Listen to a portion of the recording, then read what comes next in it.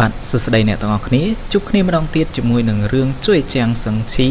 រឿងជាភាសាខ្មែរថាកំពូលអ្នកប្រយុទ្ធរដូវកាលទី1ភាគទី1ទាំងអស់គ្នាបាទមុននឹងចូលទៅកាន់សាច់រឿងខ្ញុំសូមពឹងពាក់អ្នកទាំងអស់គ្នាជួយចុច like និងចុច subscribe ទាំងអស់គ្នាទៅតោះយើងចូលទៅកាន់សាច់រឿងទាំងអស់គ្នាចាប់ផ្ដើមនៃសាច់រឿងមានបរិសម្នាក់ដែលកំពុងលេងហ្គេមនៅក្នុងបន្ទប់រួចមកក៏ឮសំឡេងនៃ system បន្លឺឡើងថាសូមស្វាគមន៍មកកាន់ពិភពនៃអ្នកប្រយុទ្ធស្របពេលនោះតួអង្គរបស់យើងមានឈ្មោះថាចៅហ្វានក៏បានហោះចូលទៅកាន់ទីលានប្រយុទ្ធ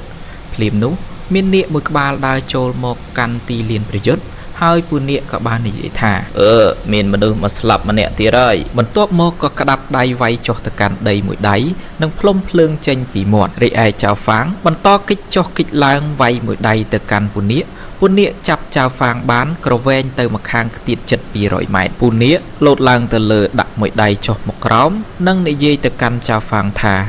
មនុស្សមានតែប៉ុណ្ណឹងទេមែនទេហើយបន្តម៉ាត់ទៅកាន់ចៅហ្វាងជាច្រើនដៃបន្តទៀតក្រោយពីត្រូវកណ្ដាប់ដៃរបស់ពូនាគអស់ជិត2លានដៃមកចៅហ្វាងក៏បាននិយាយថាតោះចាប់ផ្ដើមការប្រយុទ្ធពិតប្រាកដបន្ទាប់មកចៅហ្វាងក៏បានកោះហៅដាវចេញមកហើយក៏លោតទៅកាប់ពូនាគកាប់ឆ្វេងកាប់ស្ដាំកាប់ពីលើកាប់ពីក្រោមខ្វៃចុះខ្វៃឡើងរហូតជិត80ម៉ោងទីបំផុតមិនមែនជ្រូកខ្វៃតែទៅជានាគខ្វៃបាត់ទៅហើយបន្ទាប់ពីការប្រយុទ្ធបានចប់ទៅយើងក៏បានឮសំឡេង system ថាសូមអបអរសាទរដល់ player ចៅហ្វាងដែលបានសម្លាប់ពូនាគបានជោគជ័យនិងអាចទទួលរង្វាន់ចៅហ្វាងក៏បានឆ្ងល់ផងដែរថា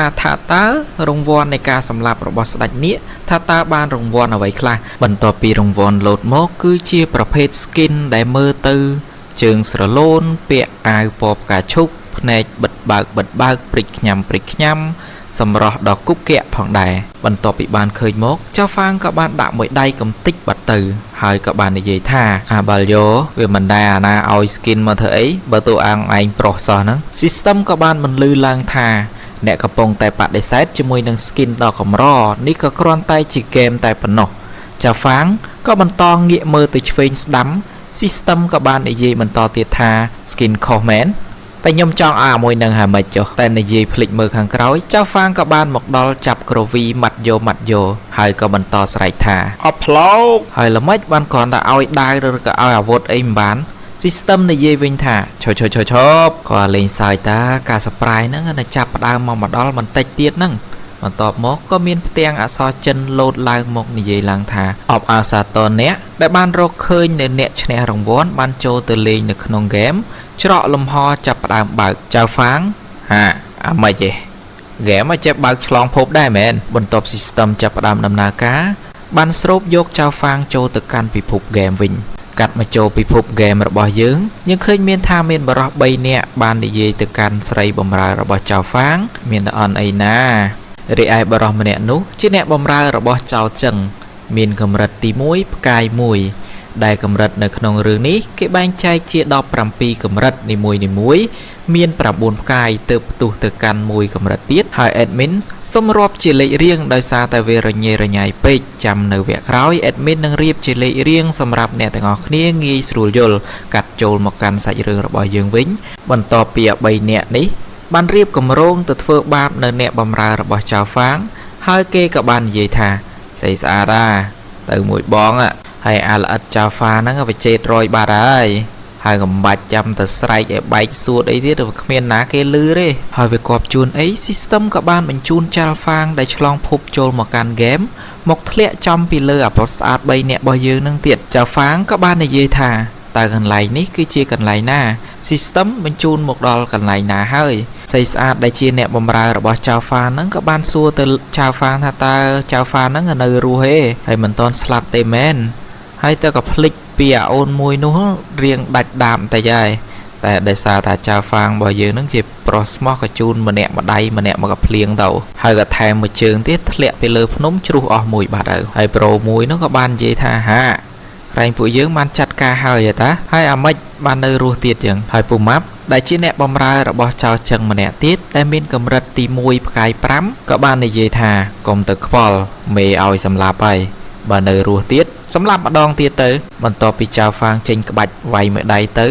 ហើយស្រែកថាស្លាប់ទៅអប៉យតែដូចជាគ្មានអ្វីកើតឡើងទៅលើប្រូម៉ាប់របស់យើងនោះទេ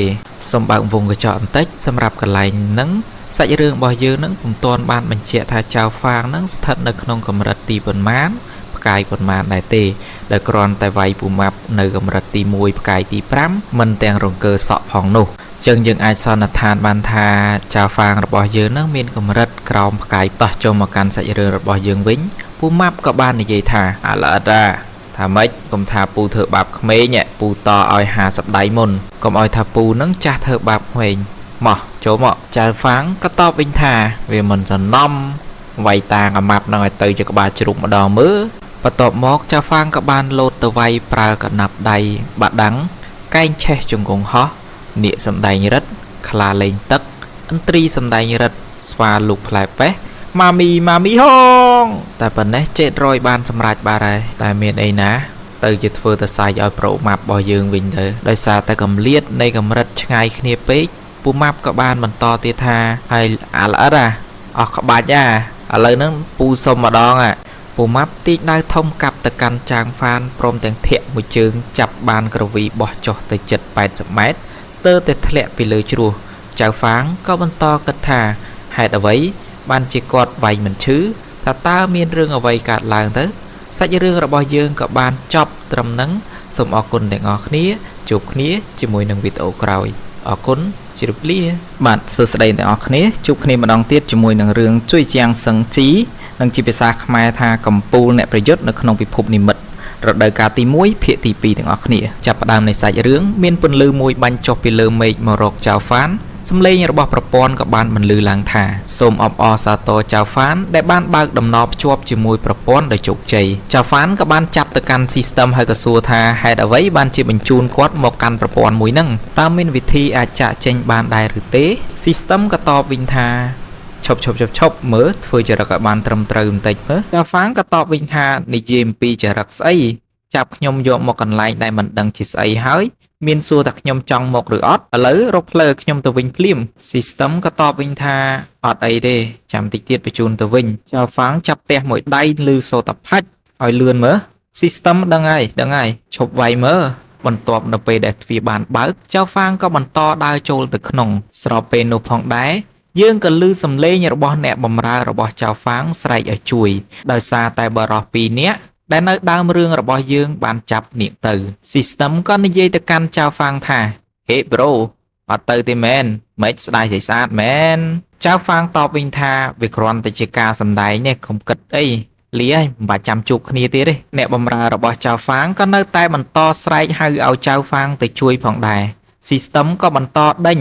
រឿងហ្នឹងខ្ញុំបានឃើញចិត្ត800លានដងទៅហើយវាជារឿងធម្មតាទេភ្លាមនោះចៅហ្វាងក៏ប្រើលបឿនដ៏លឿនទៅចាប់មុខពូស្គមបោកផ្ទប់ទៅនឹងដីហើយក៏និយាយថាស្រីស្អាតហៅឲ្យជួយមិនមិនជួយបើមិនជួយទេមិនហៅតែប្រុសស្មោះពូម៉ាប់លោតទៅកាប់ចៅហ្វាងគាត់ក៏បានគិចចុះគិចឡើងនិងបន្តម៉ាត់ទៅកាន់ពូម៉ាប់អស់ចិត្ត80លានដៃពូម៉ាប់សួរទៅអាឡារ៉ាម៉េចអត់តន់អស់ចិត្តទេមែន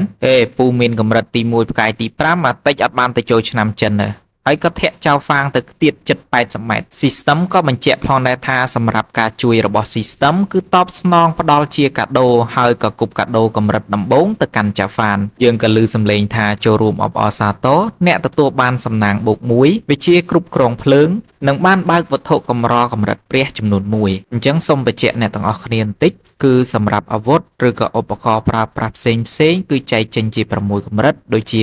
កម្រិតទី1គឺកម្រិតព្រះកម្រិតទី2ឋានសួគ៌កម្រិតទី3ដីកម្រិតទី4ខ្មៅកម្រិតទី5លឿងកម្រិតទី6សកលលោកកម្រិតទី7ភាពអកលកម្រិតទី8ទឹកជំនន់កម្រិតទី9គឺទីរហោស្ថានគឺខ្ញុំនឹងដាក់តារាងជូនអ្នកទាំងអស់គ្នានៅខាងលើនឹងផងដែរបើកាត់មកចូលសាច់រឿងរបស់យើងវិញបន្ទាប់ពី unlock ហើយពូម៉ាប់ក៏នៅតែបន្តហក់ចូលមកវាយចៅហ្វាងពេលនេះ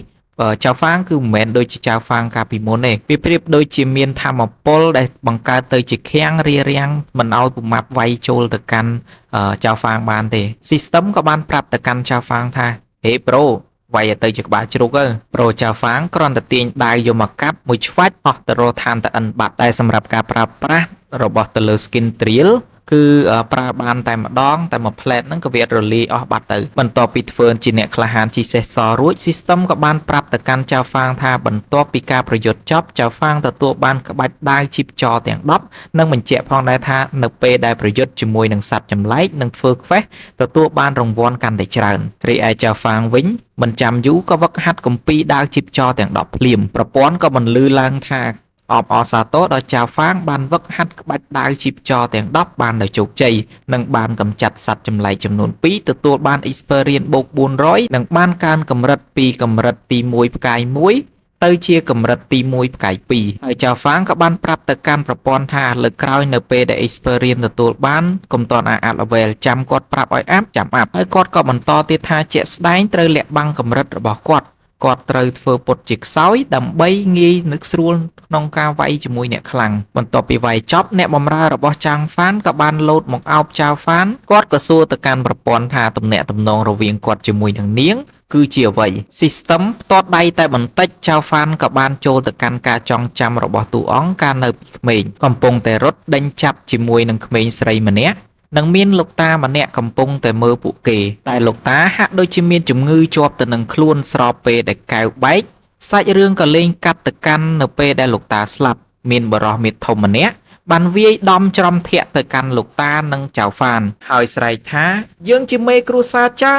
ហើយក្មេងតូចចៅហ្វានក៏បានរើបំរាស់រត់គេចចេញបាត់ទៅបន្ទាប់ពីវិលមកកាន់ពេលបច្ចុប្បន្នវិញចៅហ្វានហាក់ដូចជាឈឺក្បាលជាខ្លាំងប្រៀបដូចជាញៀនរបស់គាត់នឹងបានរួមបញ្ចូលជាមួយនឹងតួអង្គទៅហើយបន្ទាប់ពីស្វែងយល់ពីការចងចាំរបស់តួអង្គរួចក៏មានខ្វេះមួយលោតមកកាន់ចៅហ្វានទាំងនោះមានន័យថាខ្វេះរបស់គ្រួសារចៅ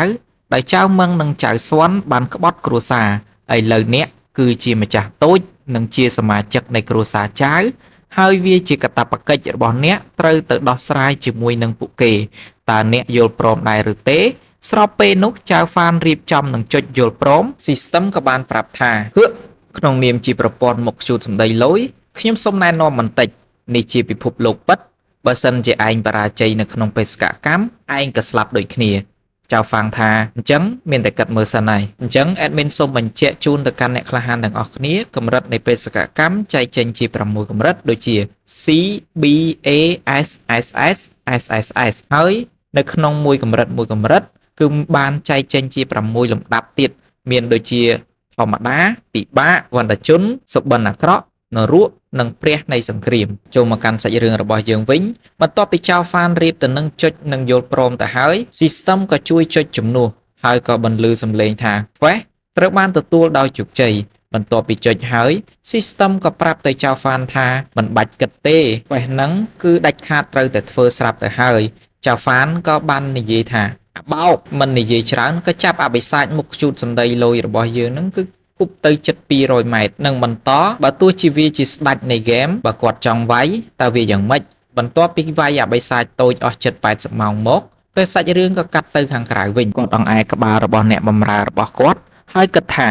គាត់ត្រូវតែប្រញាប់ធ្វើឲ្យខ្លួនឯងកាន់តែខ្លាំងដើម្បីឆាប់បញ្ចប់បេសកកម្មឲ្យបានលឿនតែយ៉ាងណាក៏ល្អដែរគាត់នៅមាននាងនៅក្បែរគាត់មិននៅតែឯងអញ្ចឹងសាច់រឿងលេងមួយថ្ងៃហើយទើបតែដឹងឈ្មោះរបស់អ្នកបម្រើរបស់ចៅហ្វាងថាគឺឋានជាកូនរបស់អ្នកមើលថែរបស់ចៅហ្វានកាលនៅពីក្មេង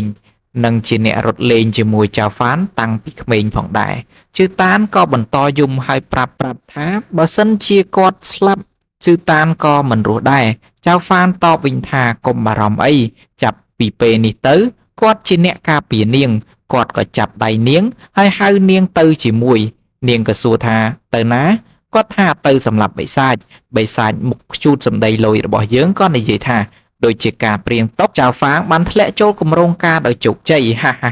កាន់មកកាន់ពូមេធំក៏បានជេរស្ដីទៅកាន់កូនចៅដែលបញ្ជាឲ្យទៅសម្លាប់ចៅហ្វាងតែហេតុអ្វីបានជាមិនស្លាប់សាច់រឿងរបស់យើងក៏បានចប់អរគុណអ្នកទាំងអស់គ្នាជួបគ្នាម្ដងទៀតជាមួយនឹងវីដេអូក្រោយ អរគុណជម្រាបលាអូខេបាទសួស្តីអ្នកទាំងអស់គ្នាយើងវិលត្រឡប់ជួបគ្នាម្ដងទៀតជាមួយនឹងរឿងជួយជាងសឹងជីឬចំណងជើងជាភាសាខ្មែរថាកំពូលអ្នកប្រយុទ្ធនៅក្នុងពិភពនិមិត្តរដូវកាលទី1ភាគទី3ទាំងអស់គ្នាផ្ដើមនៃសាច់រឿងនៅក្នុងគ្រួសារចៅមានបរិះមេធំម្នាក់ជាម្ចាស់គ្រួសារនៃគ្រួសារសាខារបស់គ្រួសារចៅមានឈ្មោះថាចៅមឹងកំពុងតែខឹងទៅកាន់កូនចៅនិងបានសួរទៅកាន់កូនចៅផងដែរថាចាត់ឲ្យទៅសម្លាប់ចៅហ្វានមូលហេតុអីបានជាមិនឃើញក្បាលរបស់ចៅហ្វានគាត់ទុកពេលឲ្យរយៈពេល3ថ្ងៃទៀតដើម្បីទៅសម្លាប់ចៅហ្វានគាត់ក៏បន្តនិយាយទៀតថាអ្នកបម្រើរបស់ចៅហ្វានគឺជាស្រីស្អាតពេលដែលចាប់នាងបានត្រូវបញ្ជូនទៅឲ្យលោកម្ចាស់ស៊ីធូហ្វាចៅស៊ន់និយាយថាម៉េចមិនត្រូវបញ្ជូនទៅឲ្យគាត់គេក៏ពេញចិត្តអ្នកបម្រើរបស់ចៅហ្វាងដែរចៅមឹងទះមួយដៃទៅកាន់ចៅស៊ន់និងនិយាយថាបើសិនបើខ្លួនចង់ធ្វើជាម្ចាស់នៃគ្រួសារត្រូវតែទទួលបានការគាំទ្រពីសំណាក់លោកអភិបាលក្រុងប្រសិនបើគេបានខ្លាយទៅជាអ្នកស្នងត្រកូលគេចង់បានស្រីប្រភេទបែបណាក៏វាមិនខ្វះដែរកាន់មកកាន់ផ្ទះរបស់ចៅហ្វាងវិញចៅហ្វាងនិយាយទៅកាន់ស៊ីអឺថាគាត់នឹងទៅវឹកហាត់នៅជ្រលងមួយយានមួយរយៈមុនពេលដែលគាត់ត្រឡប់មកវិញត្រូវតែស្នាក់នៅកន្លែងហ្នឹងកុំដើរទៅណាស៊ីអឺក៏ផ្ដាំផ្ញើទៅកាន់ចៅហ្វាងវិញផងដែរថាត្រូវតែមើលថែខ្លួនស៊ីអឺចេះមើលថែខ្លួនឯងហើយចៅហ្វានក៏បន្តទៀតថានៅពេលដែលគាត់ត្រឡប់មកវិញគាត់នឹងនាំនាងទៅសងសឹកជាមួយនឹងឪពុកកូនចៅមឹងនិងចៅស៊ន់បន្ទាប់ពីនិយាយចប់ចៅហ្វានក៏បានបំបោលសេះចេញទៅយើងក៏បានឃើញអ្នកបម្រើរបស់ចៅមឹងក៏កំពុងតែលួចមើលនិងបានប្រាប់គ្នាឲ្យទៅរាយការណ៍ប្រាប់ចៅមឹងសាច់រឿងក៏កាត់មកកាន់ជ្រលងមួយយានយើងបានឃើញថាចៅហ្វាងកំពុងតែប្រយុទ្ធជាមួយនឹងសត្វចម្លែកមានដូចជាសត្វពស់អណ្ដើកនិងខ្យាដំរីចៅហ្វាងបន្តរត់ចុះរត់ឡើងហើយលោតទៅលើក្រវីដាវកាប់ចុះមកក្រោមជូនដំណើរទៅបើកលុយអស់ទៅបន្ទាប់ពីសម្លាប់អស់បន្តប៊ូលូទៅកាន់បិសាចថាមិនទាន់បានកម្ដៅសាច់ដុំផង System និយាយថាកុំតន់សប្បាយចិត្តពេកពួកវាមិនទាន់ងាប់ទេនិយាយមិនទាន់ចប់ផងបិសាចទាំង3បន្តខំដៃខំជើងរត់ហុយដីផ្អោងបន្ទាប់ពីខំអស់ចិត្ត80ម៉ោងរួចយើងក៏ឮសំឡេង System បន្លឺឡើងថាអបអរសាទរចៅហ្វាងដែលបានសម្លាប់អណ្ដើកស្បែកប្រាក់ពោះថ្លាន់ក្បាលធំនិងពីងពីងដុនដុន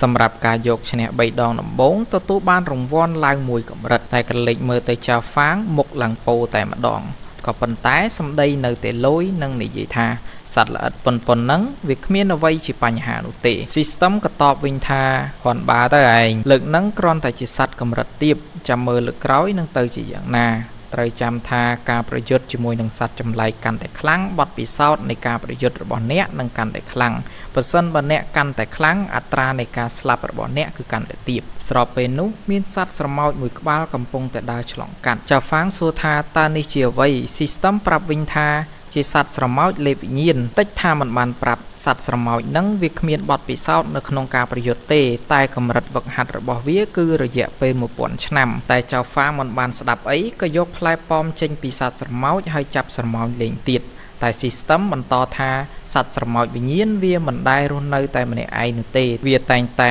នៅជាវងដើម្បីប្រមាញ់ចំណីនិយាយមិនទាន់ចប់ផងយើងឃើញថាមានវងស្រមោចមួយវងកំពុងតែរត់សំដៅមកកាន់ចៅហ្វាង System ក៏និយាយប្រាប់ទៅឲ្យចៅហ្វាងរត់តែមើលទៅកាន់ចៅហ្វាងប្រើក្បាច់ម៉ែចែកឲ្យរត់បាត់ស្រមោបាត់ទៅហើយ System រត់តាមចៅហ្វាងហើយក៏ស្រែកសួរថាតើមានអ្វីដែលឲ្យគេអាចជួយបានដែរឬអត់គេអាចឲ្យកំណប់ទ្រព្យដល់កម្របានតែចៅហ្វាងតបវិញថាគាត់មិនចង់បានអ្វីទេគ្រាន់តែចង់រស់តែប៉ុណ្ណោះ System ប្រាប់ទៅកាន់ចៅហ្វាងថាល្បឿនរបស់សត្វស្រមោចស្រូបវិញ្ញាណគឺ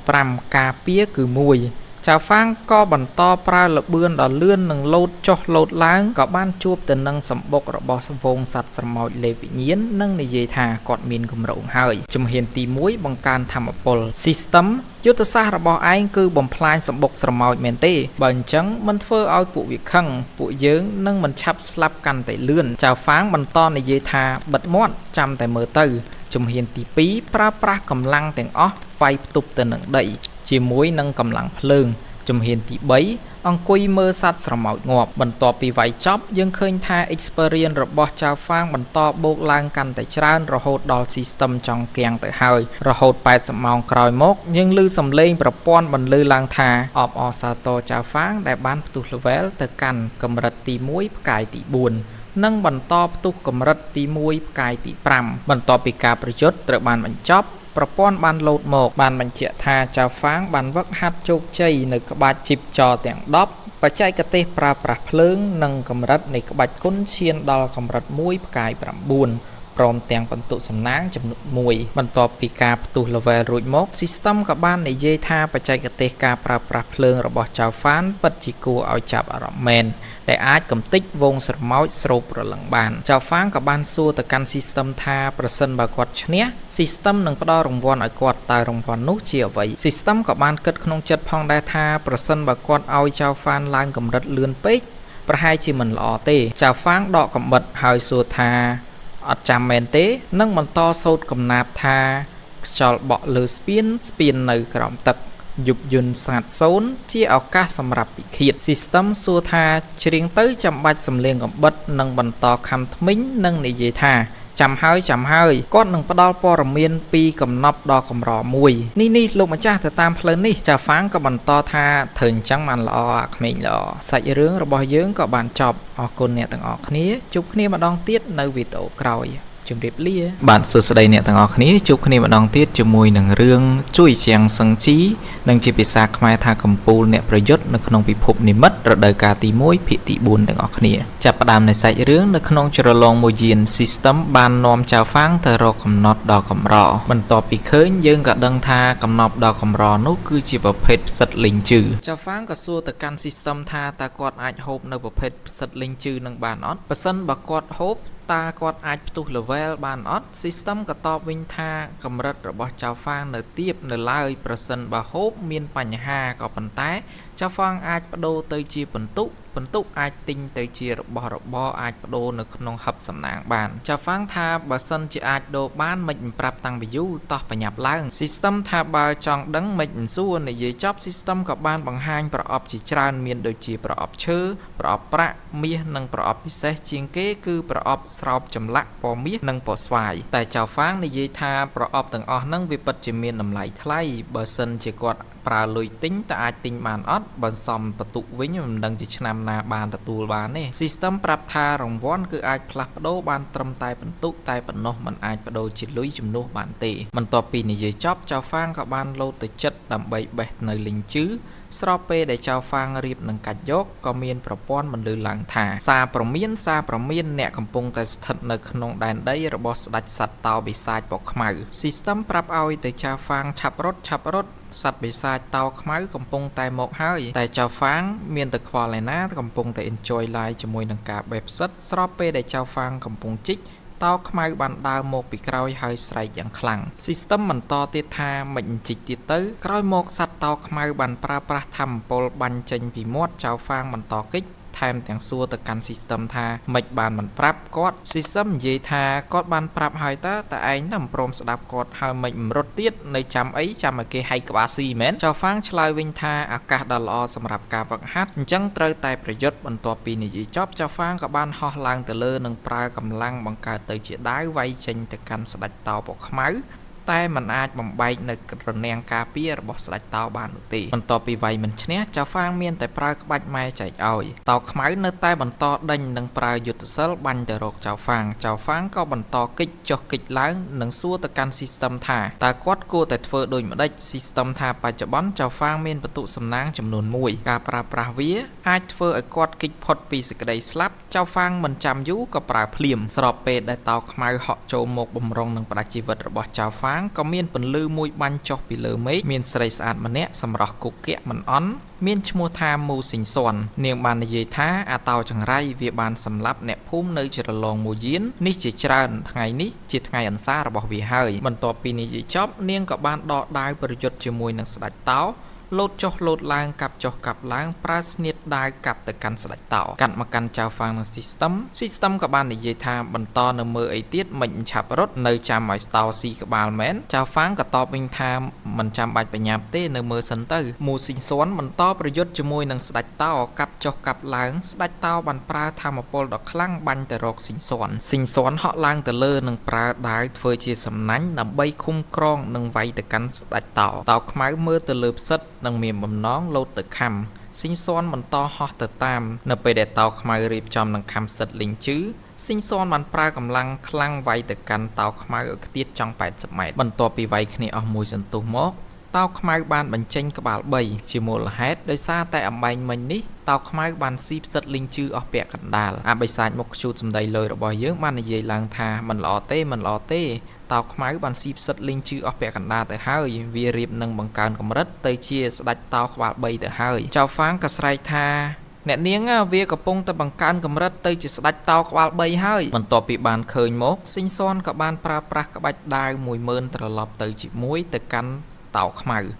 ក្បាល3ប្រើកម្លាំងដ៏ខ្លាំងនិងលោតទៅបំបុកជាមួយនឹងក្បាច់ដាវរបស់ស៊ីងស៊ន់ក្រោយការប្រយុទ្ធគ្នាបានបញ្ចប់យើងឃើញថាស៊ីងស៊ន់បានប្រយុទ្ធចាញ់ស៊ីងស៊ន់ក៏បន្តគិតថាថ្ងៃហ្នឹងគឺជាថ្ងៃចុងក្រោយរបស់នាងតើមែនទេស៊ីស្ទឹមក៏ហៅចៅហ្វាងឲ្យរត់បើមិនរត់ទេគឺស្លាប់នៅទីកន្លែងនេះហើយតែចៅហ្វាងមិនអាចរត់ចោលនាងបានទេពីព្រោះនាងជួបគ្រោះថ្នាក់បែបនេះគឺដោយសារតែគាត់ត្រូវតែសម្លាប់សត្វតោក្បាល3ដើម្បីការពារនាងស៊ីស្ទឹមថាតោក្បាល3វាមានកម្រិតខ្ពស់ជាងចៅហ្វាងឆ្ងាយណាស់ចៅហ្វាងថាពាក្យចាស់តែងពោលថាសំណាងគឺកើតចេញពីការខំប្រឹងរីឯស៊ីងស៊ន់នាងនិយាយថាបើស្លាប់នៅពេលហ្នឹងវាគ្រាន់បើជាងការបង្ខំឲ្យរៀបការដែរស្របពេលដែលអស់សង្ឃឹមទៅហើយមានរន្ទះដាវមួយហោះមកកាន់តោខ្មៅក្បាល3ហើយនិយាយថាដោះលែងនាងភ្លាមសាច់រឿងរបស់យើងក៏ត្រូវបានបញ្ចប់អរគុណអ្នកក្លាហានទាំងអស់គ្នាដែលបានតាមដានទស្សនាតាំងពីដើមដល់ចប់ជួបគ្នានៅវីដេអូក្រោយអរគុណជម្រាបលាបាទសួស្តីអ្នកទាំងអស់គ្នាជួបគ្នាម្ដងទៀតជាមួយនឹងរឿងជួយជាងសឹងជី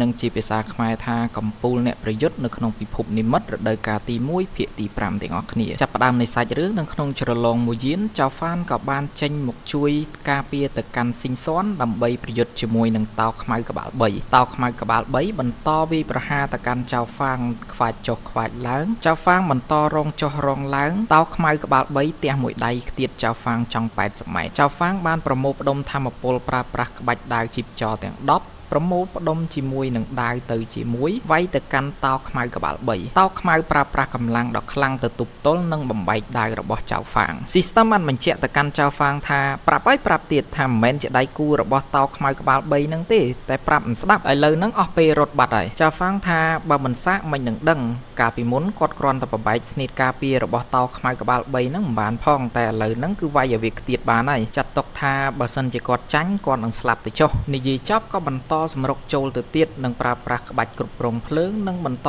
ប្រើក្បាច់ដាវជីបចរទាំង10វាយទៅកាន់តោខ្មៅ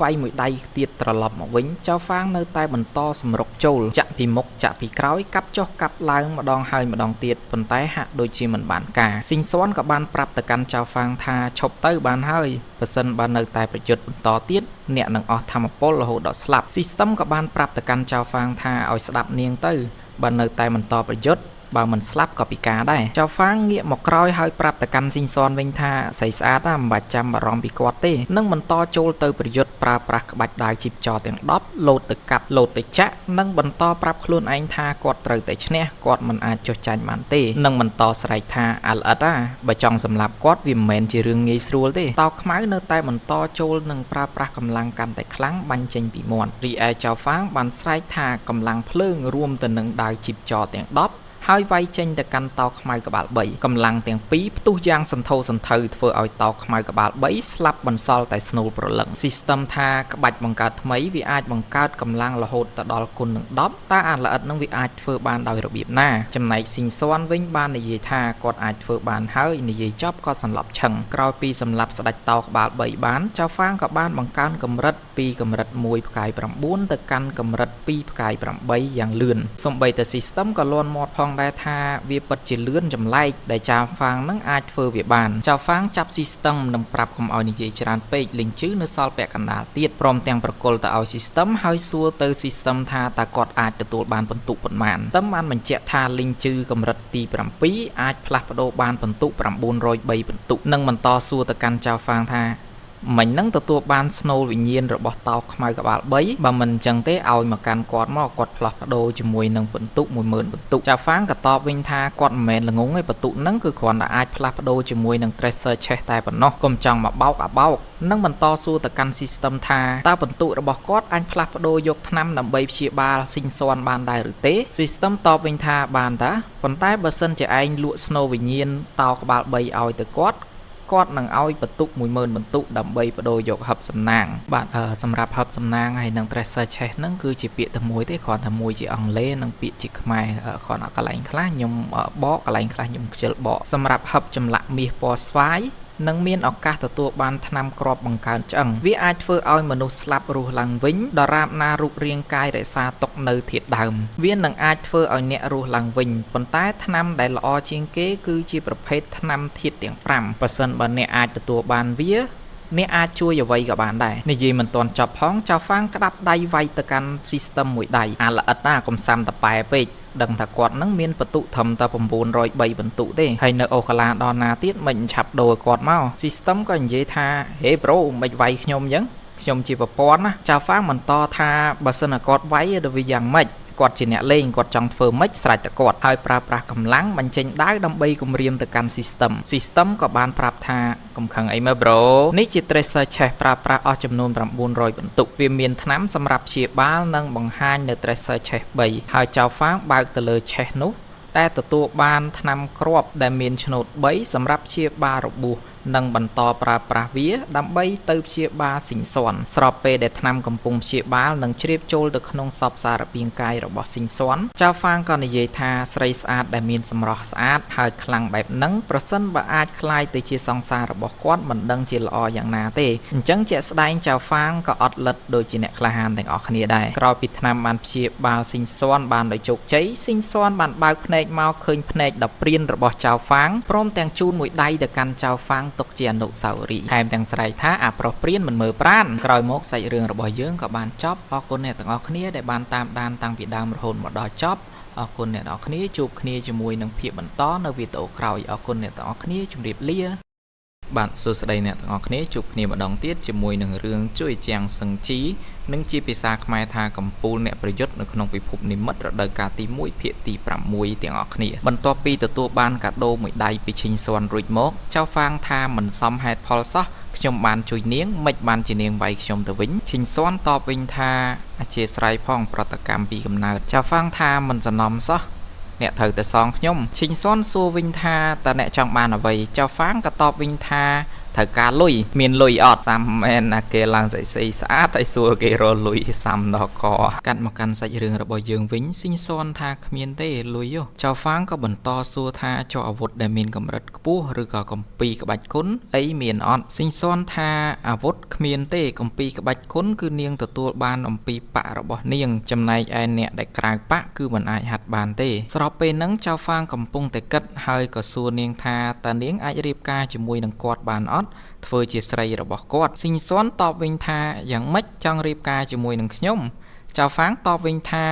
ម៉េចខ្ញុំមិនស័ក្តិសមជាមួយនឹងនាងតែមែនទេខ្ញុំចៅហ្វាងជាមហាទេពកោសលថ្មីនៅទីក្រុងអ៊ីស៊ុយថ្ងៃណាមួយខ្ញុំនឹងអាចក្លាយទៅជាអ្នកខ្លាំងក្នុងចក្រមអ្នកខ្លាំងបើសិនជាអ្នករៀបការជាមួយនឹងខ្ញុំនឹងក្លាយជាភរិយារបស់អ្នកខ្លាំងទី1នៅក្នុងពិភពគុណមួយនេះក្រៅពីនេះទាំងស្អាតទាំងសង្ហាមានមុនស្នេហ៍ខ្ពស់ក៏ខ្ពស់វិជាគុណក៏ខ្លាំងថែមទាំងឆ្លាតទៀតផងចំណែកឯអ្នកនាងវិញសម្រស់ស្អាតដូចជាទេពធីតាមានចង្កេះតូចជើងវែង41អ៊ីងស្បែកក៏ស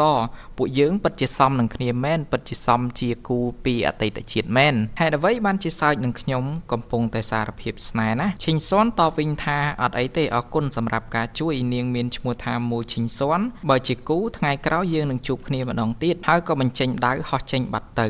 ស្របពេលដែលកំពុងតែជីកដាវនាងគិតតែម្នាក់ឯងថាប្រសិនបើគ្រួសារចៅនៅក្នុងរាជវាំងបានឮនៅសម្ដីរបស់ចៅហ្វាងនៅថ្ងៃនេះប្រកាសណាស់ជីវិតរបស់គាត់ពិតជាលែងបានក្តីសុខហើយនិងបន្តទៀតថាបើសិនជានាងគ្រាន់តែជាកូនស្រីដែលកើតនៅក្នុងគ្រួសារសាមញ្ញប្រហែលជានាងអាចនឹងសម្រេចនៅវាសនាដោយខ្លួនឯងបានបន្ទាប់ពីឈិញស៊ាន់ហោះចេញបាត់ទៅបន្សល់នៅតែបរោះអភ័ព្វស្នេហ៍មុខបង្ហាញនៅស្នាប់ដៃអាឡ័យស្នេហ៍និងនិយាយថានាងចាក់ចេញទៅហើយហេតុអ្វីមិនទុក Telegram ឬក៏ WeChat ដើម្បីតាក់ទងគ្នា តលតែសោះតើគាត់អាចរកនាងឃើញដោយរបៀបណាស្របពេលដែលនិយាយមិនទាន់ចប់ផងនោះក៏ក្រឡេកឃើញស្លាកបញ្ជាមួយធ្លាក់ទៅនឹងដីដែលមានសញ្ញាថាសួនជីចុងឬអាចបកប្រែជាភាសាខ្មែរថាបកចម្រាញ់គុជប្រហែលជាឈិញសួនធ្វើឲ្យជ្រុះហើយនឹងបន្តនិយាយថានាងត្រូវតែចាំគាត់នឹងទៅដោះស្រាយការងារនៅក្នុងគ្រួសាររួចរាល់គាត់នឹងទៅបកចម្រាញ់គុជរកនាងក្រោយពីចៅហ្វាងដើរទៅស៊ីស្ទឹមនិយាយថាពេលនេះចៅហ្វាងបានຕົករឿងគ្រួសារនិងស្នេហាជាធំពិតជាល្អខ្លាំងណាស់កាត់មកកាន់ចៅហ្វាងកំពុងដើរត្រឡប់មកផ្ទះវិញគាត់ក៏បាននិយាយថាត្រឹមតែមួយរយៈពេលប្រហែលថ្ងៃនេះគាត់បានផ្ទុះទៅដល់កម្រិត2ផ្កាយ8ទៅហើយជាមួយនឹងសមត្ថភាពបច្ចុប្បន្នគាត់ប្រកាសជាមានលទ្ធភាពនៅក្នុងការដោះស្រាយពីចំនួនរបស់គ្រួសារចៅដែលព្យាយាមតាមសម្លាប់គាត់ជាមួយប្រព័ន្ធនៅក្នុងដៃសូម្បីតែបកចម្រាញ់គុជក៏មិនអាចបញ្ឈប់គាត់បានដែរនិងបន្តឲ្យឈិញសួននៅតែត្រូវរងចាំគាត់ស្របពេលដែលចៅហ្វាងកំពុងតែដើរទៅកាន់ផ្ទះក៏បានស្រែកហៅស៊ីគាត់ត្រឡប់មកវិញហើយតើនាងនៅឯណាក្រឡេកមើលទៅកាន់ទ្វារបើកគាត់ក៏បានរុញទ្វារចូលក្រោយពីចូលទៅក្នុងផ្ទះមានបរិស3នាក់កំពុងតែរងចាំស្រេចក្រោយមកក៏បើកការវាយប្រហារគ្នាបរិស3នាក់នោះព្យាយាមវាយទៅកាន់ចៅហ្វាងក៏បន្តរងថែមទាំងចាក់មួយដាវហក់ធាក់យកដាវទៅចាក់ក្នុងមាត់បរិសម្នាក់ហើយដកថយមកវិញបន្ទាប់ពីសាកដៃគ្នារួចមកបរិសម្នាក់ក៏បាននិយាយថាអ្នកប្រុសត្រឡប់មកវិញហើយឬម្នាក់ទៀតក៏បាននិយាយថាពួកយើងនឹងរងចាំអ្នកប្រុសយូរហើយថ្ងៃហ្នឹងជាថ្ងៃបញ្ចុះសពរបស់ឯងហើយចៅហ្វាងសួរវិញថាតើជឿស៊ីនឹងនៅឯណាតើពួកគេបានធ្វើអ្វីចំពោះនាងបរិសដែលជាមេគេក៏បានប្រាប់ថាខ្ញុំប្រាប់ឯងទៅចុះអ្នកបម្រើរបស់ឯងត្រូវបានអ្នកប្រុសចៅសន់ចាប់យកទៅឲ្យលោកម្ចាស់ស៊ីទូហ្វាងបាត់ទៅហើយនៅឯផ្ទះសំណាក់ហុងថៃឯណោះនឹងប្រាប់ទៅកាន់ចៅហ្វាងថាឯងត្រូវតែស្លាប់មកទទួលក្តីស្លាប់ទៅចៅហ្វាងថាជឿស៊ីជាមនុស្សតែម្នាក់ដែលល្អចំពោះគាត់ហ៊ានតែនាងបាត់តែមួយសរសៃសក់គឺត្រូវតែស្លាប់និយាយចប់ក៏ទាត់ទៅកាន់បរិសម្នាក់ឲ្យខ្ទៀតកាប់ទៅកាន់បរិសម្នាក់ទៀតនិងប្រើប្រាស់ក្បាច់ដាវជីបចរទាំង10ប្រមូលផ្ដុំកម្លាំងបន្តកាប់ចុះកាប់ឡើងនិងចាក់ទៅកាន់បរិសម្នាក់ថែមទាំងលោតទៅចាប់ក្បាលបរិសដែលជាមេគេនិងនិយាយថាទៅនរកទៅនិងថែមបុណ្ណើសមួយដៃផ្ទុបចុះទៅក្រោមនិងស្រូបយកកម្លាំងធាតុបន្ថែមទៀតស៊ីស្ទឹមមិនលឺឡើងថាអបអរសាទរចៅហ្វាងដែលបានសម្លាប់អ្នកបម្រើរបស់គ្រួសារចៅ3នាក់ទទួលបាន experience 3000និងបច្ចេកទេសសម្ងាត់កណាប់ដៃមហាទម្ងន់ក្រោយពីទទួលបានចៅហ្វាងក៏បន្តវឹកហាត់ភ្លាមក្រោយពេលដែលវឹកហាត់បានជោគជ័យចៅហ្វាងក៏បានបញ្ចេញដៃពីរធំនៅពីក្រោយចៅហ្វាងក៏បានវាយចេញទៅនិងអាចបំផ្ទុះដៃទាំងពីរនោះបានបន្ថែមទៀតផងថែមទាំងអាចហៅវាត្រឡប់មកវិញបានទៀតសាច់រឿងរបស់យើងក៏បានចប់នៅត្រឹមនេះសូមអរគុណអ្នកទាំងអស់គ្នាដែលបានទស្សនាតាំងពីដើមរហូតដល់ចប់ជួបគ្នានៅវីដេអូក្រោយអរគុណជម្រាបលាទាំងអស់គ្នាបាទសួស្តីអ្នកទាំងអស់គ្នាជួបគ្នាម្ដងទៀតជាមួយនឹងរឿងជួយជាងសឹងជីនិងជាភាសាខ្មែរថាកំពូលអ្នកប្រយុទ្ធនៅក្នុងពិភពនិមិត្តរដូវកាលទី1ភាគទី7ទាំងអស់គ្នាចាប់ផ្ដើមនៃសាច់រឿងនៅក្នុងផ្ទះសំណាក់ថៃហុងមានបរិស3នាក់កំពុងតែយាមនៅមុខទ្វារចៅស៊ន់និយាយថាលោកម្ចាស់ស៊ីធូពិតជាអរគុណខ្លាំងណាស់ចំពោះការជួយជ្រោមជ្រែងពីសំណាក់លោកម្ចាស់និងឪពុករបស់លោកម្ចាស់ឲ្យកាន់តំណែងជាមេគ្រួសារនៃគ្រួសារចៅថ្ងៃនេះខ្ញុំមានកាដូពិសេសជូនទៅកាន់លោកម្ចាស់ខ្ញុំជឿថាលោកម្ចាស់ប្រកាសជាភ្ញាក់ផ្អើលខ្ញុំសង្ឃឹមថាលោកម្ចាស់ប្រកាសជាពេញចិត្តហូការភ្ញាក់ផ្អើលស្អីទៅដែលធ្វើឲ្យខ្ញុំភ្ញាក់ផ្អើលមើលបង្ហាញឲ្យខ្ញុំឃើញបន្តិចមើលចៅស៊ន់បើកស្បៃហើយនិយាយថាតើលោកម្ចាស់ពេញចិត្តដែរឬទេស៊ីធូហ្វាងអីយ៉ាលោកប្អូនចៅពិតជាដឹងអំពីរសនិយមរបស់ខ្ញុំមែនពិតជាគួរឲ្យចាប់អារម្មណ៍ខ្លាំងណាស់ចៅស៊ន់ថាបើសិនជាលោកម្ចាស់ពេញចិត្តអញ្ចឹងខ្ញុំមិនរំខានលោកម្ចាស់ទេសូមលោកម្ចាស់សប្បាយតាមស្រួលនិងបន្តគិតនៅក្នុងចិត្តថានៅពេលក្រោយគេនឹងយកនាងមកលេងម្ដងក្រោយមកស៊ីធូហ្វាងបន្តដើរទៅកាន់តែចិត្តហើយនិយាយថាខ្ញុំមិននឹកស្មានថាចៅស៊ន់គេមានរបស់ល្អបែបហ្នឹងហើយយកមកជូនខ្ញុំសោះស្រីស្អាតតាកុំខ្លាចអីចាំពូមើលថែឈឺឋានហេអាប្រអាក្រក់ចេញទៅឲ្យឆ្ងាយទៅឯងហ៊ានតែប៉ះខ្ញុំលោកម្ចាស់របស់ខ្ញុំនឹងមិនលើកលែងឲ្យឯងទេស៊ីទូហ្វាងតបវិញថាអ្នកប្រុសរបស់នាងខ្ញុំជាកូនអភិបាលក្រុងទាំងមូលតើមានអ្នកណាហ៊ានប្រឆាំងជាមួយនឹងខ្ញុំប្រាប់នាងយល់ព្រមតាមសម្រួលទៅខ្ញុំសន្យាថានឹងមើលថែនាងនិងផ្ដល់អ្វីគ្រប់យ៉ាងទៅឲ្យនាងជឿឋានបន្តស្រែកឲ្យគេជួយស៊ីទូហ្វាងទោះនាងខំស្រែកឲ្យបែកលោកកាក៏គ្មានបុរសណាហ៊ានជួយនាងដែរស្របពេលនោះចៅហ្វាងលោតចូលតាមបង្អួចមុខធាក់ទៅកាន់ស៊ីធូហ្វាងវិញ មួយជើងខ្ទប់ទៅនឹងជញ្ជាំងហើយសួរទៅកាន់ជឿឋានថាតើអាចង្រៃនឹងវាបានធ្វើអ្វីទៅកាន់នាងដែរឬទេឲ្យគាត់សុំទោសដែលគាត់មកយឺតជឿឋានលោតទៅអោបចៅហ្វាងហើយនឹងប្រាប់ថានាងពិតជាភ័យខ្លាំងណាស់នាងគិតថាប្រហែលជាលែងបានជួបចៅហ្វាងទៀតហើយស៊ីធូហ្វាងអាក្បត់ណាហ៊ានវាយលោកម្ចាស់តូចស៊ីធូវាមិនចង់រស់ហើយមែនទេចៅហ្វាងគឺឯងចៅហ្វាងតបស៊ីធូហ្វាងមើលទៅថ្លើមឯងធំពិនពីងហើយមើលទៅហ៊ានចាប់អ្នកបម្រើរបស់ខ្ញុំស៊ីធូហ្វាងបន្តសើចហើយនិយាយថាចៅហ្វាងឯងគ្រាន់តែជាកំតិចសម្រាមដែលគេបំបោបងចោលនៅក្នុងគ្រួសារចៅតែប៉ុណ្ណោះខ្ញុំពិតជាមិនដឹងថាឯងមានភាពក្លាហានអីដើម្បីមកប្រកួតប្រជែងជាមួយនឹងខ្ញុំគឺជាអ្នកមានទេពកោសល្យលេខ1នៅក្នុងទីក្រុងអ៊ីស៊ុយមួយនេះនៅថ្ងៃនេះខ្ញុំនឹងចាត់ការឯងចោលតែម្ដងដើម្បីឲ្យឯង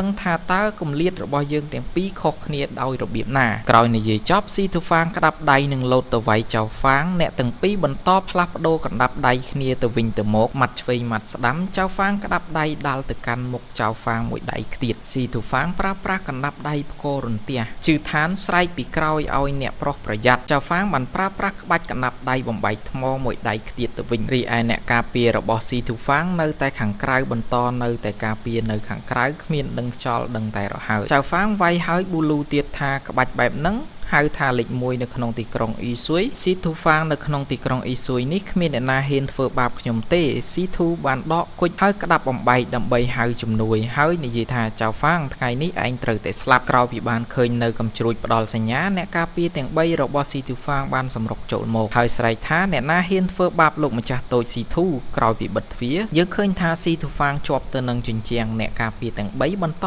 សម្រុកចូលទៅប្រយុទ្ធជាមួយនឹងចៅហ្វាងកាប់ចុះកាប់ឡើងផ្ទះមួយដៃធ្លាយទៅលើដំបូលនិងបន្តខ្វាយទៅកាន់អ្នកការពារហើយចុះមកវិញយ៉ាងសង្ហាអ្នកការពារម្នាក់សួរទៅកាន់ប្អូនទី3ថាយ៉ាងម៉េចហើយអ្នកការពារចចកថាអាក្មេងនេះពិតជាខ្លាំងពួកយើងប្រើប្រាស់ Ultimate ទៅអ្នកការពារម្នាក់បានបញ្ចេញសាក់នាគម្នាក់ទៀតបានបញ្ចេញសាក់ខ្លាម្នាក់ចុងក្រោយបញ្ចេញសាក់ចចកស៊ីធូហ្វាងអឺតកហើយនិយាយប្រាប់ទៅកាន់ចៅហ្វាងថាការរួមបញ្ចូលវិជាគុណទាំង3ធ្វើឲ្យការប្រយុទ្ធកើនឡើងដល់កម្រិត2ផ្កាយ8ថ្ងៃនេះជាថ្ងៃអន្សាររបស់ឯងហើយចៅហ្វាងថាការរួមបញ្ចូលអញ្ចឹងខ្ញុំក៏ចង់សារដែរនឹងលោតទៅចាក់ដាវទៅក្រោមហើយស្រែកថាក្បាច់ដាវជីបចរទាំង10ក្បាច់ដាវទី3នឹងបញ្ជាវាឲ្យទៅទប់ទល់ជាមួយនឹងក្បាច់រួមបញ្ចូលក្រោយពីក្បាច់ទាំងពីរបានប៉ះទង្គិចគ្នានឹងធ្វើឲ្យអ្នកការពារទាំង3ប៉ើងចិត្ត800ម៉ែត្រយើងឮសំឡេង System មិនឮឡើងថាចៅហ្វាងបានយកឈ្នះអ្នកការពាររបស់គ្រួសារស៊ីធូទទួលបាន Experience ប្រយុទ្ធ500ពិន្ទុជំនាញ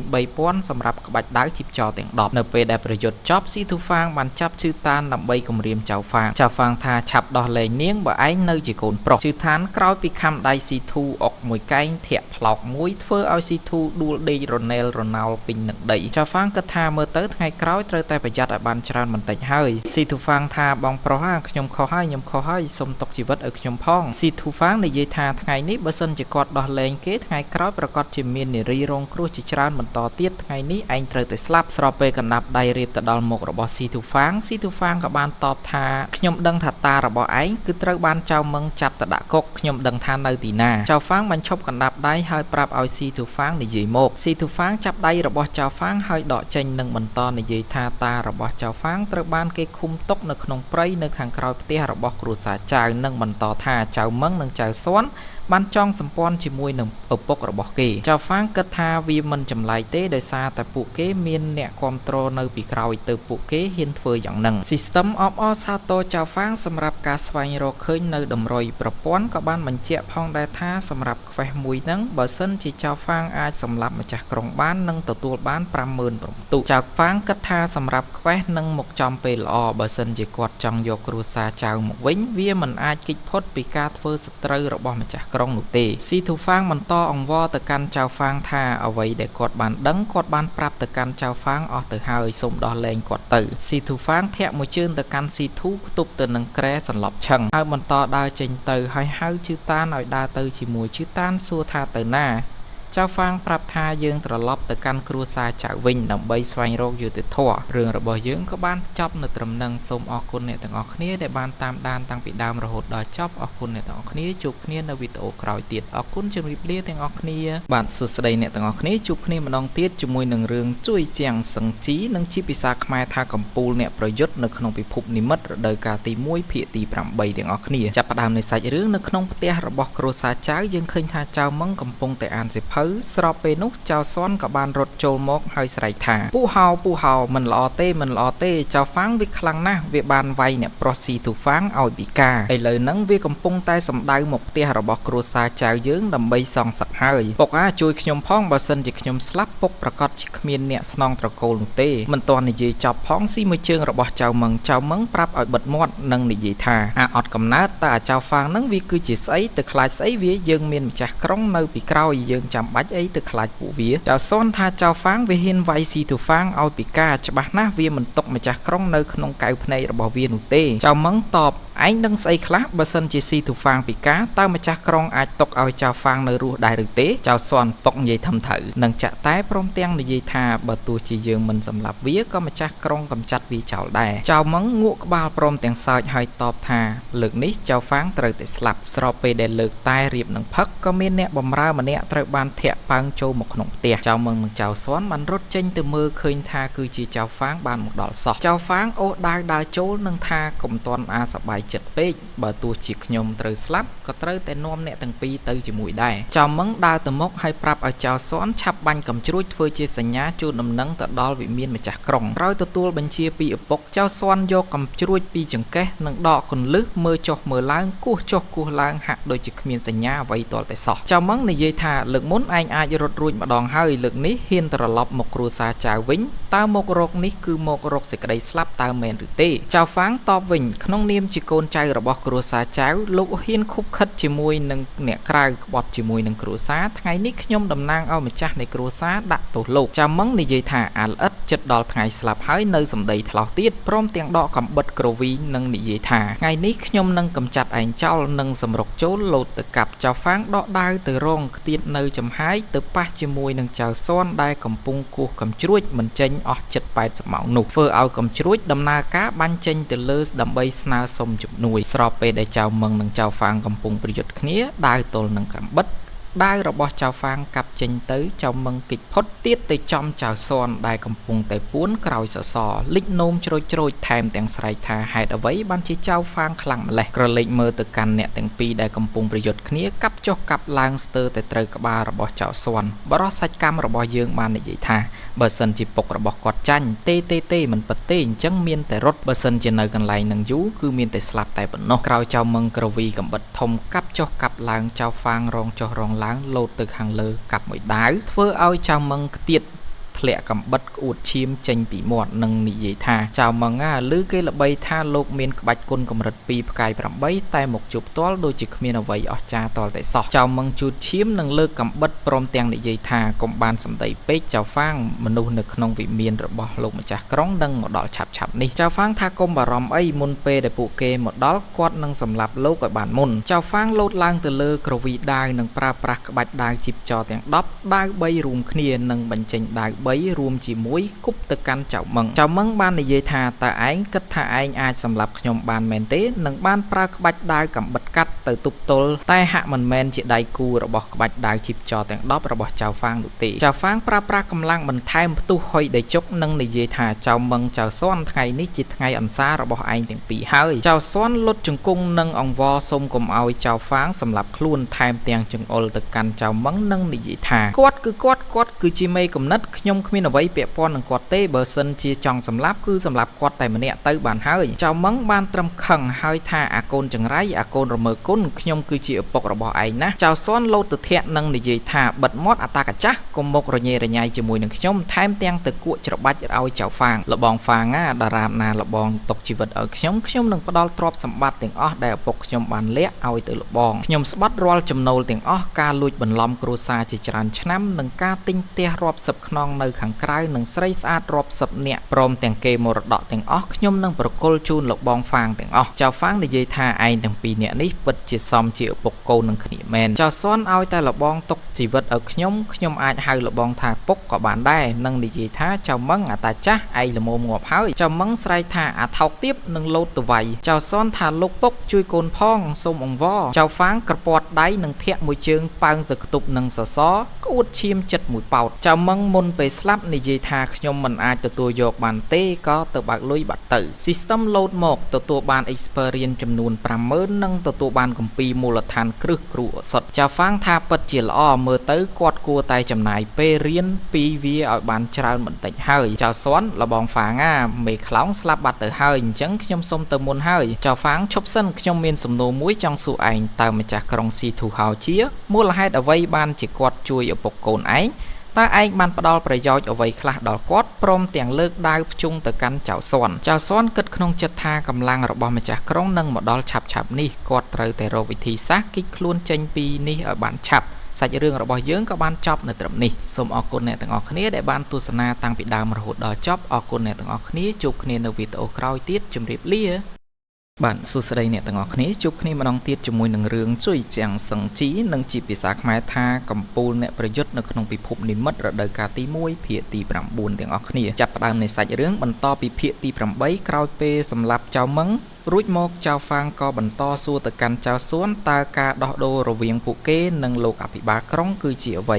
ថែមទាំងដកដាវគម្រាមទៅកាន់ចៅស៊ួនឲ្យនិយាយប្រាប់គាត់ចៅស៊ួនគិតថាគាត់ត្រូវតែពន្យាពេលបន្តិចទៀតអ្នកការពាររបស់ម្ចាស់ក្រុងនឹងដល់នឹងបន្តទៀតថាហេលបងហ្វាងប្រកាសជាហត់ហើយអញ្ចឹងចូលមកលេងនៅក្នុងផ្ទះសិនទៅញ៉ាំតែញ៉ាំនំស្រីស្អាតច្រើនកំពុងតែរងចាំលបងចៅហ្វាងភ្ជុងដាវឲ្យស្រែកឲ្យប្រាប់ភ្លាមនឹងបន្តដើរចូលទៅរកចៅស៊ន់បន្តបដិសេធថាមិនដឹងចៅហ្វាងមិនដឹងមែនទេក្តាប់ដៃម៉ាត់យកទៅកាន់ចៅស៊ន់ស្រែកថាលបងកុំវាយមុខអីមុខខ្ញុំຕົករស៊ីបងចៅហ្វាងបន្តវាយរហូតដល់ជិត80ដៃក្រោយមករហូតចៅស៊ន់ព្រមប្រាប់ថាដើមឡើយចៅហ្វាងបានភ្ជាប់ពាក្យជាមួយនឹងកូនស្រីរបស់ស៊ីធូហោជាឈ្មោះថាស៊ីធូវ៉ាន់ជាន់ពួកគេបានជួយលុបចោលនៅកិច្ចសន្យាភ្ជាប់ពាក្យហើយលើសពីនេះទៀតបានជួយឲ្យអ្នកនាងស៊ីធូនឹងបានស្គាល់គ្នាជាមួយនឹងចៅយ៉នចុងដែលជាអ្នកប្រុសច្បងនៅក្នុងគ្រួសារត្រកូលចៅនៃគ្រួសារកូលនៃរាជធានីនេះហើយជាមូលហេតុដែលម្ចាស់ក្រុងជួយជ្រោមជ្រែងដល់ពួកគេឲ្យធ្វើជាម្ចាស់គ្រួសារសាខានេះចៅហ្វាងនិយាយថាជាធម្មតាគ្រួសារកូលមិនដែលຕົកពួកគេដែលជាគ្រួសារសាខានៅក្នុងកែវភ្នែកទេក៏ប៉ុន្តែមូលហេតុអ្វីបានជាពួកគេព្រមទទួលនារីដែលគ្រួសារសាខាណែនាំទៅឲ្យទៅវិញមិនបានហ៊ានបោកគាត់នឹងជូនកាដូថែមជិត200លានដៃបន្ថែមទៀតទៅកាន់ចៅស៊ន់ថាពាក្យដែលគាត់បានប្រាប់គឺសុទ្ធតែជាពាក្យពិតស៊ីធូវ៉ាន់ជាន់មានរាងកាយយិនដ៏កម្ររាងកាយរបស់នាងអាចធ្វើជាចង្ក្រានផ្ទុកថ្នាំសម្រាប់វឹកហាត់នេះជាមូលហេតុដែលចៅយ៉នចុងចាប់អារម្មណ៍ជាមួយនឹងរូបនាងចៅហ្វាងបន្តសួរថាតើចាប់លោកតាទៅຕົកនៅឯណានិងមានគម្រោងសម្រាប់គាត់ដើម្បីដណ្ដើមអ្នកស្នងមរតកតើមែនទេចៅស៊ន់លុតជង្គង់និងអង្វរថាមិនមែនជាគំនិតរបស់គេទេគឺជាគម្រោងរបស់ចៅមឹងទាំងអស់វាគ្មានអ្វីពាក់ព័ន្ធជាមួយនឹងគេនោះទេស្របពេលដែលកំពុងអង្វរក៏បានដកកំបិតមកចាក់ចៅហ្វាងនិងបន្តថាចៅហ្វាងស្លាប់ហើយឪពុកក៏ស្លាប់ដែរគ្រួសារចៅទាំងមូលគឺជារបស់គេគ្មានអ្នកណាមកដណ្ដើមទៀតទេថែមទាំងសើចយ៉ាងសប្បាយចិត្តចៅហ្វាងថាហេរៀនមកពីណាស្លាប់មនុស្សមិនចាក់អង្ឃ្លៀកហ្នឹងក្រោយមកចៅហ្វាងម៉ាត់មួយដៃក្រោះសេកាត់មួយជើងហោះឡើងទៅលើធាក់មួយជើងបន្ថែមទៀតខ្វៃចុះខ្វៃឡើងខ្វៃអស់ជិត80ម៉ោងយើងក៏បានឮសំឡេង system ថាបានយកឈ្នះមនុស្សគ្មានប្រយោជន៍បាត់បង់បន្ទុក300បន្ទុកធ្វើឲ្យចៅហ្វាងដាច់ចកេះថែមទាំងមិនបានបន្ទុកហើយត្រូវកាត់បន្ទុកបន្ថែមទៀតផងក្រោយពីចប់ការប្រយុទ្ធចៅហ្វាងបានប្រគល់ផ្លាកសញ្ញាគ្រួសារឲ្យទៅជឺតានថែមទាំងប្រាប់ឲ្យនាងទៅគ្រប់គ្រងកងការពារដើម្បីទៅទប់ទល់ជាមួយនឹងកងកម្លាំងរបស់លោកអភិបាលក្រុងគាត់នឹងទៅទីធ្លាខាងក្រោយដើម្បីជួយសង្គ្រោះលោកតាជាមួយសិនជឺតានទទួលបញ្ជានិងគិតក្នុងចិត្តថាអ្នកប្រុសពិតជាធំហើយវិជាគុណក៏ខ្លាំងថែមទាំងចេះដឹកនាំគ្រួសារបន្ថែមទៀតផងកាត់មកនៅទីធ្លាខាងក្រោយវិញនៃគ្រួសារចៅចៅហ្វាងបានមកស្វែងរកលោកតាតែលោកតាហាក់ដូចជាមិនមានប្រតិកម្មមកវិញនោះទេ System ចេញមកក៏ប្រាប់ទៅកាន់ចៅហ្វាងឲ្យដឹងថាជីវិតរបស់តារបស់ចៅហ្វាងកំពុងតែស្ថិតនៅក្នុងភាពគ្រោះថ្នាក់តលតែថ្នាំកម្រិត5ទើបអាចជួយគាត់បានចៅហ្វាងតបវិញថាបើដឹងអញ្ចឹងហើយមិនក៏មិនផ្លាស់ប្ដូរឲ្យគាត់មក System តបថាខ្ញុំនិយាយមិនទាន់ចប់ទេចាំបន្តិចមើល អ្នកអាចផ្លាស់ប្ដូរថ្នាំកម្រិត5បានដោយផ្លាស់ប្ដូរនៅចំនួនបន្ទុក 30,000 បន្ទុកតែបន្ទុកដែលមានបច្ចុប្បន្នគឺបានត្រឹមប្ដូរយកនៅគ្រឿងផ្សំតែប៉ុណ្ណោះចៅហ្វាងថា 30,000 បន្ទុកមិនចាក់កគាត់យកតែម្ដងទៅ System ថាកុំបារម្ភខ្ញុំអាចឲ្យឯងខ្ចី 30,000 បន្ទុកសិនបានចៅហ្វាងមែនអត់ខ្ញុំមិនល្ងងទេគ្រាន់តែថ្នាំកម្រិត5នោះខ្ញុំនឹងស្លវាដោយខ្លួនឯង System ថាអ្នកស្លថ្នាំដែលខ្លាំងជាងគេនៅនគរលីយ៉ាងនេះគឺអាចស្លបានត្រឹមកម្រិត4តែប៉ុណ្ណោះហើយឯងមិនមានបទពិសោធន៍នៅក្នុងការស្លថ្នាំផងនោះតើឯងកំពុងតែយល់សប្តិឬយ៉ាងម៉េចដែលចង់ស្លថ្នាំកម្រិត5ហ្នឹងចាហ្វាងថាមើលទៅឯងដូចជាមើងងាយខ្ញុំដល់ហើយឯងមិនទាន់ស្គាល់ពីសមត្ថភាពពិតរបស់ខ្ញុំនៅឡើយទេខ្ញុំនឹងបង្ហាញឲ្យឯងឃើញនិងដកគម្ពីរមូលដ្ឋាននៃការស្លថ្នាំចេញមកថែមទាំងវឹកហាត់វាផងដែរប្រព័ន្ធក៏បានបង្ហាញថាមូលដ្ឋាននៃការស្លថ្នាំកម្រិត1ជំនាញ0និងបន្ថែមទៀតថាអ្នកអាចអាប់ដេតបន្ថែមនៅគ្រាប់ថ្នាំបន្ថែមទៀត System ក៏ពមៀនចៅហ្វាងផងដែរថាការស្លថ្នាំមិនមែនចេះតែអាចធ្វើបានទេដោយគ្រាន់តែបានរៀនសិភៅការស្លថ្នាំកម្រិតដំបូងបាននោះដំបូងអ្នកត្រូវមានភ្លើងវិញ្ញាណជំហានទី2ត្រូវការឆ្នាំងស្លថ្នាំជំហានទី3អ្នកត្រូវការបទពិសោធន៍នៅក្នុងការស្លថ្នាំ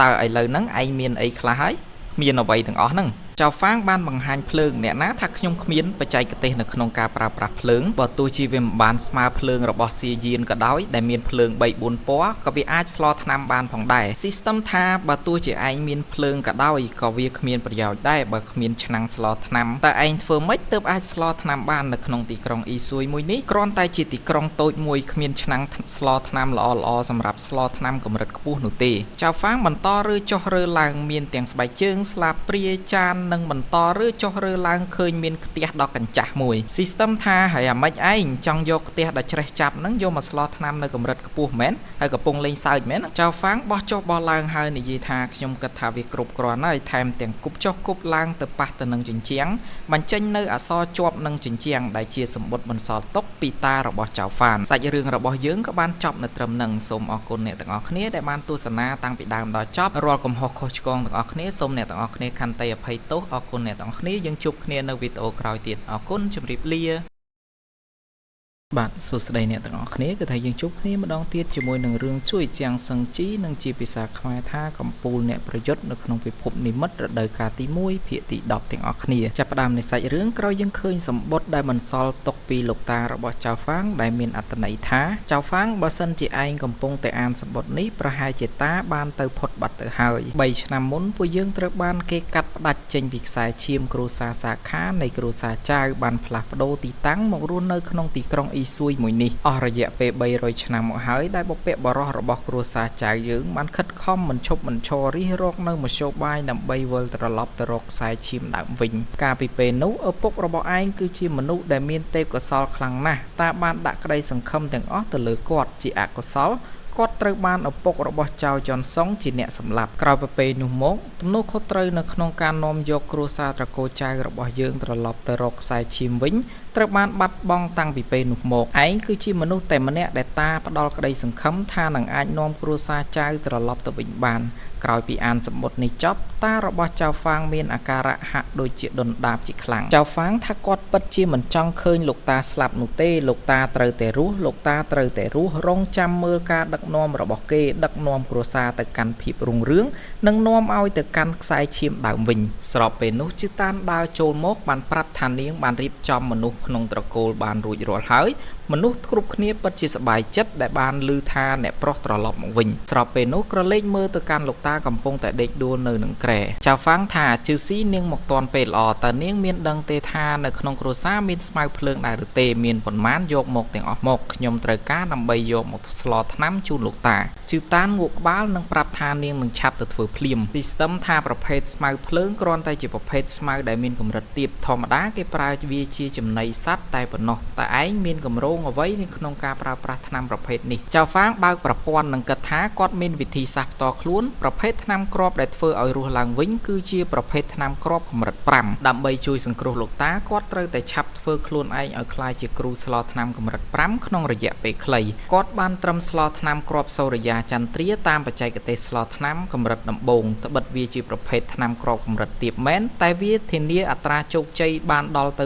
100% ការប្រើប្រាស់វាដើម្បីបង្កើតជំនាញរបស់គាត់ យ៉ាងឆាប់រហ័សគឺជាជំរើសដ៏ល្អបំផុតជឿតានក្រោយពីទៅអស់ចិត្ត80ម៉ោងមកក៏បាននាំយកប្រភេទស្មៅភ្លើងនៅមួយកន្ត្រកធំមកឲ្យចៅហ្វាងនិងប្រាប់ថានេះជាស្មៅភ្លើងដែលមានទាំងអស់នៅក្នុងគ្រួសារយើងហើយចៅហ្វាងគ្រប់គ្រាន់ហើយតោះចាប់ផ្ដើមនឹងចាប់ឆ្នាំងដ៏ជ្រេះចាប់ថែមទាំងនិយាយថាបច្ចេកទេសនៃការប្រើប្រាស់ភ្លើងនឹងទាញយកស្មៅភ្លើងដើម្បីស្លដាក់ចូលទៅក្នុងឆ្នាំងក្រលាស់ចុះក្រលាស់ឡើងជឿតាននិយាយថានឹងមែនគឺជាបច្ចេកទេសនៅក្នុងការស្លថ្នាំមើលទៅដូចជាចុងភៅនៅតាមហាងភោជនីយដ្ឋានចិនទៅវិញក្រោយពីស្លថ្នាំអស់ជិត80ម៉ោងមកយើងឮសំឡេង System ថាអបអរសាទរចៅហ្វាងដែលបានចម្រាញ់ថ្នាំសូរិយាចន្ទ្រាបានដោយជោគជ័យនិងបានក្លាយជាគ្រូស្លថ្នាំកម្រិត1បានដោយជោគជ័យបន្ទាប់ពីស្លថ្នាំបានជោគជ័យចៅហ្វាងបោះឆ្នាំងចុះបោះឆ្នាំងឡើងរហូតស្លបានប្រភេទថ្នាំគ្រាប់នេះជាច្រើនគ្រាប់ System បញ្ជាក់ថាបូក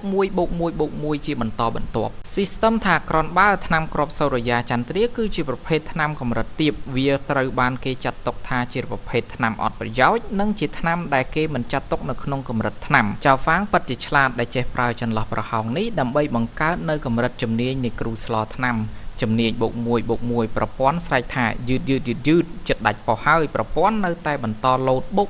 1+1+1បន្ថែមទៀតក្រោយពីស្លអស់ជិត80ម៉ោងក្រោយមកចៅហ្វាងថាទីបំផុតគាត់អាចឆ្លងកាត់ទៅជាគ្រូចម្រាញ់ឱសថកម្រិត5បានហើយឥឡូវហ្នឹងគាត់អាចស្លថ្នាំគ្រាប់រស់ឡើងវិញដើម្បីជួយសង្គ្រោះលោកតាបានហើយនិងប្រាប់ឲ្យប្រព័ន្ធយកបន្ទុករបស់គាត់ទៅផ្លាស់ប្ដូរជាមួយនឹងគ្រឿងផ្សំយកមក System ថាចាំតិចខ្ញុំ recover វិញសិនមិញហ្នឹងដាច់ពោះហើយនឹងបើកប្រព័ន្ធ Lucky Chess ចៅហ្វាងបើកបាននៅគ្រឿងផ្សំថ្នាំដើម្បីស្លថ្នាំកម្រិត5បន្ទាប់ពីទទួលបានគ្រឿងផ្សំចៅហ្វាងមិនຕົកពេលយូរចាប់ផ្ដើមស្លថ្នាំគ្រាប់និងស្រែកថាការស្លថ្នាំជីវិតរស់ឡើងវិញចាប់ផ្ដើមក្រោយឆ្លងកាត់ពេលស្លថ្នាំអស់ជាយូរចៅហ្វាងក៏ទទួលបានជោគជ័យនិងទទួលបានថ្នាំគ្រាប់កម្រិត5ហើយប្រភេទថ្នាំគ្រាប់ដែលមានកម្រិតខ្ពស់នេះគឺមានចំហាយនៅមយូរ៉ាចេញមកថែមទៀតផង System ថាអ្នកណាទៅដឹងថាមធ្យោបាយនឹងអាចធ្វើទៅរួចកាន់មកកាន់លោកតាវិញក្រោយហូបថ្នាំជីវិតវិលវិញរួចមកអាការៈហាក់ដូចជាធូរស្បើយក្រោកមកភ្លាមស្រែករកហ្វាងថាមិនល្អទេឆាប់រត់ទៅចៅមឹងកំពុងតែតាមចាប់គាត់ចៅហ្វាងថាកុំអារម្មណ៍អីចៅមឹងនិងចៅស៊នបានស្លាប់ហើយយើងបានយកគ្រួសារចៅត្រឡប់មកវិញហើយកុំអារម្មណ៍អីនឹងបន្តទៀតថាត្រូវហើយថ្ងៃហ្នឹងចៅហ្វាងបានមកវិញហើយចាប់ពីពេលនេះទៅខ្ញុំមិនអោយអ្នកណាមកជិះជាន់គ្រួសារយើងបានទៀតទេ System មិនលឺឡើងថាអបអរសាទរចៅហ្វាងដែលបានបំពេញកាតព្វកិច្ចបានដោយជោគជ័យទទួលបានថ្នាំគ្រាប់សម្រាប់បំផ្ទុះចំនួន1និងដាវប្រហារនេះចំនួន1និងនិយាយថាដំណាក់កាលទី2នៃការផ្សងព្រេងចាប់ផ្ដើមខ្វេះដឹកនាំគ្រួសារចៅត្រឡប់ទៅកាន់ខ្សែឈាមអមតៈវិញនិងសម្រាប់ចៅយន់ចុងព្រមទាំងទទួលបានរង្វាន់កម្រិតកើនឡើងចំនួន5កម្រិតអាវក្រោះនេះនិងយានជំនិះដាវពពក1ចៅហ្វាងក៏បានប្រាប់ទៅលោកតាថាគាត់បានអានសម្បត្តិរួចហើយគាត់នឹងដឹកនាំគ្រួសារចៅត្រឡប់ទៅកាន់ខ្សែឈាមវិញនិងបន្តទៀតថាគាត់បានដឹងអំពីការភ្ជាប់ពាក្យដែរមិនចាំបាច់និយាយអ្វីទេបើសិនជាម្ចាស់ក្រុងចង់ធ្វើជាឆ្កែរបស់ចៅយន់ចុងគាត់មិនខ្វល់ទេតែករណីដែលពួកគេខុបខិតជាមួយនឹងចៅមឹងចៅស៊ន់មកធ្វើបាបនៅគ្រួសាររបស់យើងរឿងនេះមិនអាចអត់ទោសឲ្យបានទេនឹងដកដាវប្រហារនេះដើរចេញទៅលោកតាថាកុំអីគាត់ដឹងថាថ្ងៃហ្នឹងបេសកជនមកពីត្រកូលចៅនឹងមកលេងផ្ទះរបស់ស៊ីធូហៅជាប្រសិនបើពួកគេដឹងថាវិជាគុណរបស់ចៅហ្វាងស្រាប់តែកើនឡើងនោះពួកគេនឹងប្រើប្រាស់មធ្យោបាយអាក្រក់ដែលធ្វើដាក់លើឪពុកឯងកាលពីឆ្នាំនោះមកលើឯងផងដែរចៅហ្វាងខ្ញុំបានសម្លាប់ស៊ីធូហ្វាងរួចហើយម្ចាស់ក្រុងដឹងច្បាស់ណាស់អំពីក្បាច់គុណរបស់ខ្ញុំការលាក់ខ្លួនមិនមែនជាជំរើសដ៏ល្អនោះទេក្រៅពីនេះបេសកជនដែលបញ្ជូនមកដោយខ្សែឈាមមកលើកនេះខ្ញុំត្រូវតែទៅសួរសុខទុក្ខម្ដងក្រោយពីហ្នឹងគឺត្រូវវឹកហាត់នៅជ្រលងមួយយានលោកតានិងគ្រួសារទៅរកចាំនៅរាជធានីមុនចុះ6ខែទៀតខ្ញុំនឹងទៅដើម្បីការប្រកួតជ្រើសរើសថ្នាក់ដឹកនាំគ្រួសារក្រោយនិយាយចប់ឮសំឡេងអ្នកបម្រើស្រែកថាអ្នកផុសដំណឹងអាក្រក់មេបញ្ជាការឆ្មាំក្រុងទីឈៀវហ្នឹងឡោមពាត់ផ្ទះយើងហើយចៅហ្វាងថាល្អតាមកចំពេលល្អកំពុងតែខ្វះ experience ចំនួនផងសាច់រឿងយើងក៏បានមកដល់ទីបញ្ចប់នៅត្រឹមហ្នឹងសូមអរគុណអ្នកទាំងអស់គ្នាដែលបានតាមដានតាំងពីដើមរហូតមកដល់ចប់សូមអរគុណអ្នកទាំងអស់គ្នាជួបគ្នានៅឱកាសក្រោយទៀតជម្រាបលា